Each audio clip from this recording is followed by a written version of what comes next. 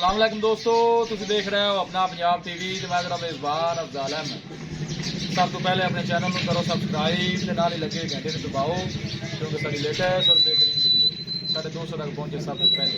लो जी दोस्तों, अपना पंजाब टीवी से माशाल्लाह की बैट सेल की है। साढ़े बहुत ही अच्छे और प्यारे सब्सक्राइबर ने हनीफ भाई नारंग मंडी तो जनाब उन्होंने बैट साढ़े तो जनाब परचेज की है। बैट की लगाई कराने लगे। अल्लाह ताला जनाब उन्हें खैरियत नाल पहुंचाए तो अल्लाह ताला जनाब उन्होंने नसीबा नहीं करे। दिखाओ जी कैमरा मैन ला चलो ला चलो जी वो कि निकाह की आ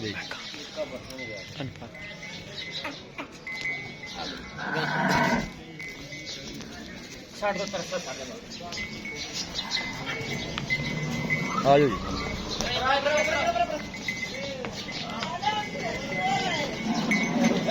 हनीफ भाई ने जनाब नारंग मंडी तो अजास्ता का टोरो भाई लोडिंग कराने लगे माशाल्लाह जनाब। हनीफ भाई ने जनाब नारंग मंडी तो उन्होंने जनाब गाड़ी साढ़े तो परचेज की है। अल्लाह ताला जनाब उन्होंने नसीबा निकले तो अल्लाह ताला जनाब उन्हें खैरियत नाल पहुंचाए जी।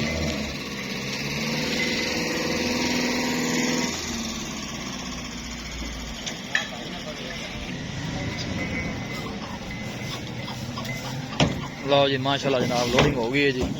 पराली थले घट पाई जी, पराली और पा लो, पराली और पा दो जनाब।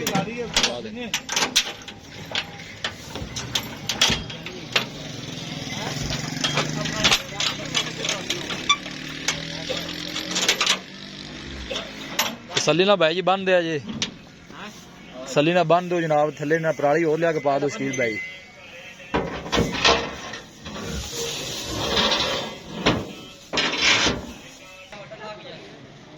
लो जी अल्लाह दे सपुर्द करने लगे हैं जनाब। वीडियो पसंद आवे लाइक तो शेयर जरूर करना है। मिलांगे एक अच्छे और लाजवाब वीडियो के नाल। अपने मेज़बान अफजाल अहमद दो इजाजत। अल्लाह निगहबान।